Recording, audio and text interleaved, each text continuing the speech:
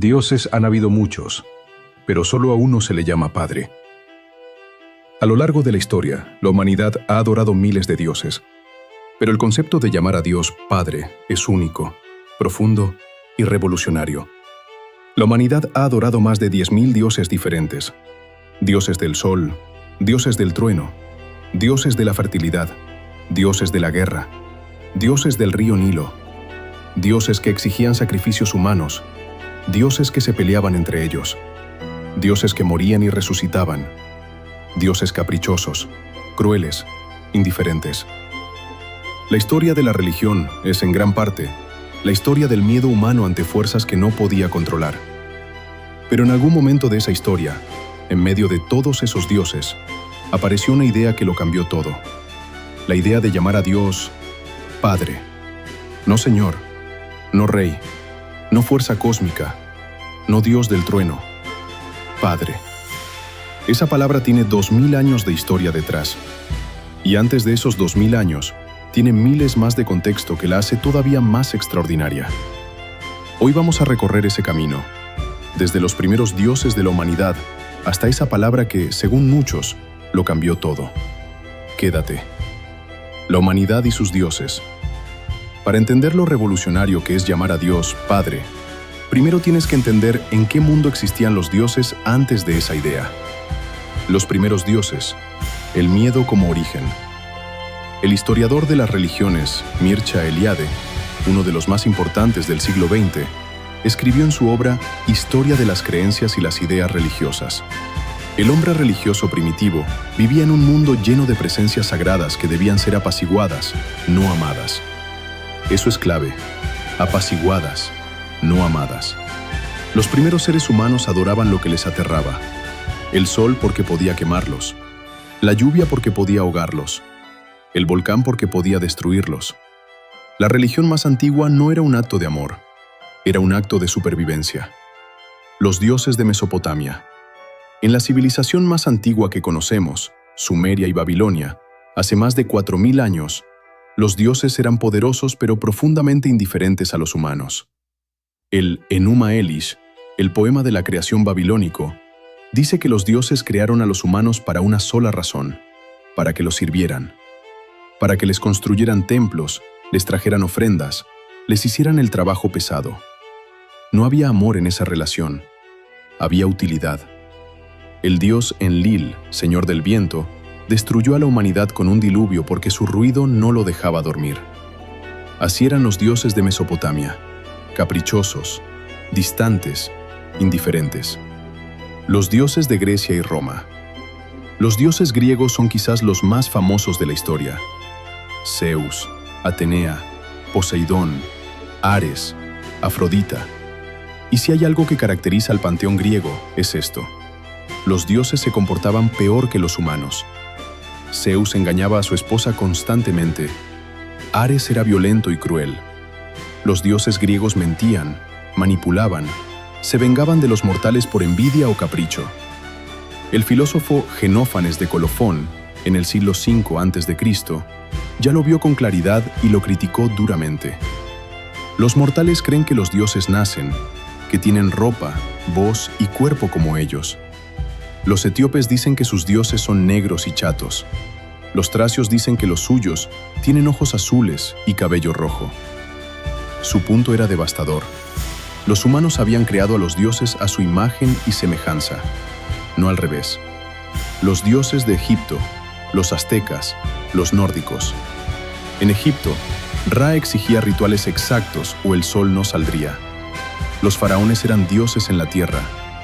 La religión era un sistema de control político tanto como espiritual. Entre los aztecas, Huitzilopochtli, el dios del sol, necesitaba ser alimentado con sangre humana. Sin sacrificios, el sol se apagaría. La religión era literalmente aterradora. En la mitología nórdica, incluso Odín, el padre de los dioses, era un dios de la guerra, de la muerte, de la magia oscura. Un dios al que temías, no al que abrazabas. El patrón en todas estas culturas es el mismo. Los dioses tenían poder, los humanos tenían miedo, y la relación entre ellos era transaccional, sacrificios a cambio de protección. Nadie llamaba a estos dioses Padre. Nadie. Cuando Dios se convierte en algo diferente, y entonces apareció algo distinto. En medio del Medio Oriente, en un pueblo pequeño y políticamente insignificante, comenzó a desarrollarse una idea que rompía con todo lo anterior. El pueblo hebreo, Israel, también tenía una relación con un Dios poderoso, Yahvé, un Dios que también podía ser terrible, que podía destruir ciudades, que exigía obediencia. Pero había algo diferente. El filósofo judío Martin Buber, uno de los pensadores religiosos más importantes del siglo XX, lo describió perfectamente en su obra Yo y tú. La gran diferencia no es entre religiones que creen en muchos dioses y religiones que creen en uno. La gran diferencia es entre una relación yo-ello, donde Dios es un objeto a manipular, y una relación yo-tú, donde Dios es una persona con quien relacionarse. Y el Dios de Israel, a diferencia de Zeus, de Ra, de Enlil, quería una relación. En el libro de Oseas, Dios le dice a Israel: «Cuando Israel era niño, yo lo amé, y de Egipto llamé a mi hijo». Eso no tiene precedente en la historia religiosa del mundo antiguo. Ningún dios babilónico, egipcio o griego habló así de sus adoradores. Pero todavía no era Padre en el sentido pleno de la palabra. Eso estaba por venir.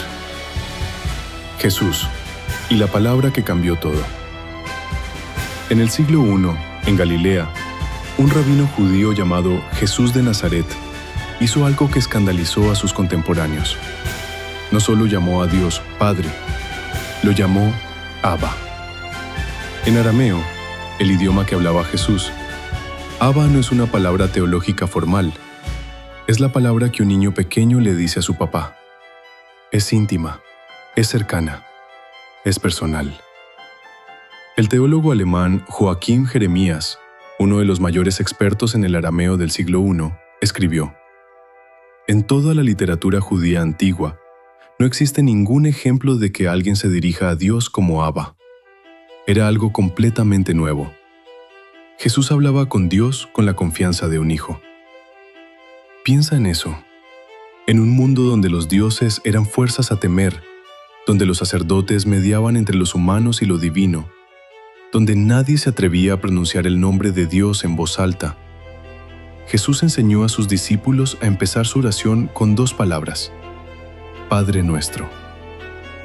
Eso no era religión normal, era una revolución. Lo que significa llamar a Dios Padre. Pero, ¿qué implica realmente llamar a Dios Padre? No es solo una metáfora bonita.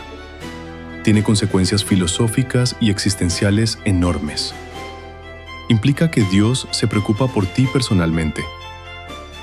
El filósofo cristiano Blaise Pascal, matemático genio y creyente profundo, escribió en sus pensamientos: «El Dios de Abraham, el Dios de Isaac, el Dios de Jacob, no el Dios de los filósofos y los sabios».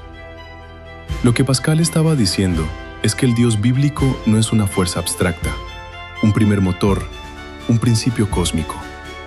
Es un Dios que conoce nombres, que recuerda historias, que tiene una relación personal con individuos específicos. Un padre no ama a la humanidad en abstracto. Un padre ama a su hijo. Implica que tienes dignidad. Si Dios es tu padre, eso te convierte en algo específico. Un hijo, no un siervo, no un esclavo, no un instrumento. Ese Lewis lo escribió de forma brillante en Mero Cristianismo. El Hijo de Dios se hizo hombre para que los hombres pudieran convertirse en hijos de Dios. Compara eso con el Enuma Elish babilónico, donde los humanos fueron creados para ser esclavos de los dioses. La distancia entre esas 2 visiones del ser humano es la distancia entre 2 universos completamente distintos. Implica que hay amor en el centro del universo. El teólogo suizo Karl Barth, considerado por muchos el teólogo más importante del siglo XX, escribió: «El Dios que Jesús revela no es simplemente poderoso, es amor. Y el amor no puede existir sin relación. Dios no es un solitario. Dios es, en su naturaleza más íntima, comunión. Si Dios es Padre, entonces en el origen de todo, antes de las galaxias, antes del tiempo, antes de cualquier cosa, había amor. No una explosión, no un vacío, no fuerzas ciegas. Amor. Eso cambia todo. ¿Y los que tuvieron malos padres? Aquí hay que ser honestos, porque no todo el mundo escucha la palabra padre con calidez. Hay personas que crecieron con padres ausentes, violentos, abusivos. Para ellos, llamar a Dios Padre no es reconfortante. Es una herida. El psicólogo Paul Bitts, profesor de la Universidad de Nueva York, estudió este fenómeno en su libro Faith of the Fatherless y encontró algo revelador. Muchos de los ateos más influyentes de la historia, Nietzsche, Hume, Sartre, Voltaire, H.G. Wells, tenían en común padres ausentes, muertos prematuramente o abusivos. La imagen de Dios como Padre era inaceptable, precisamente porque la figura del Padre terrenal había fallado. Esto no prueba ni disprueba la existencia de Dios, pero sí dice algo importante. La forma en que experimentamos la paternidad humana moldea profundamente cómo respondemos a la idea de Dios como Padre. Y quizás, solo quizás, la propuesta no es que Dios sea como tu Padre terrenal, sino que sea todo lo que tu Padre terrenal no pudo ser. La pregunta que queda. Entonces llegamos a la pregunta de fondo.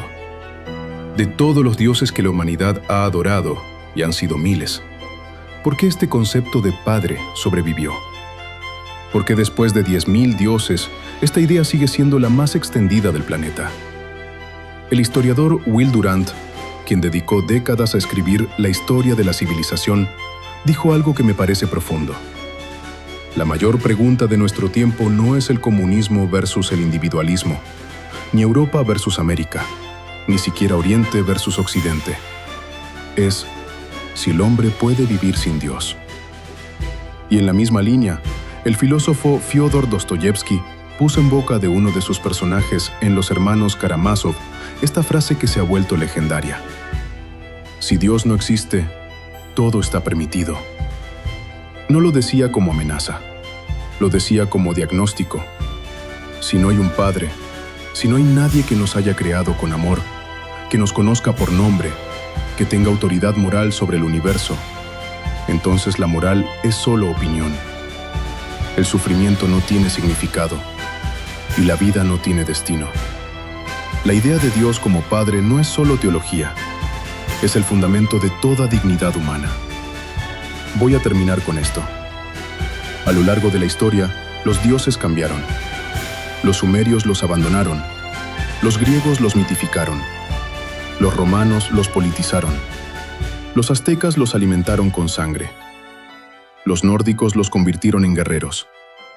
Cada civilización proyectó en sus dioses sus miedos, sus valores, sus estructuras de poder. Pero en algún punto de esa historia, alguien dijo algo diferente. Dijo que Dios no quería tu sacrificio, que no necesitaba ser apaciguado, que no era indiferente a tu sufrimiento. Dijo que Dios te conocía por nombre, que contaba los cabellos de tu cabeza, que corría hacia ti cuando regresabas, y te enseñó a comenzar tu oración con las palabras más simples y más radicales que se han dicho en la historia humana. Padre nuestro. No, oh gran Dios del trueno. No, Señor del cosmos inalcanzable. No, fuerza suprema del universo. Padre. Si eso es verdad, si el origen de todo es un ser que te conoce y te ama como un padre, entonces todo cambia. El sufrimiento tiene contexto, la muerte tiene respuesta y la vida tiene peso. Si no es verdad, si es solo la proyección más hermosa y poderosa que la humanidad ha producido, entonces sigue siendo la idea más extraordinaria que jamás se ha pensado. En cualquier caso, merece que la consideres en serio. Escríbeme abajo lo que piensas. Esta conversación no termina aquí. Suscríbete si quieres seguir explorando estas preguntas. Hasta el próximo video.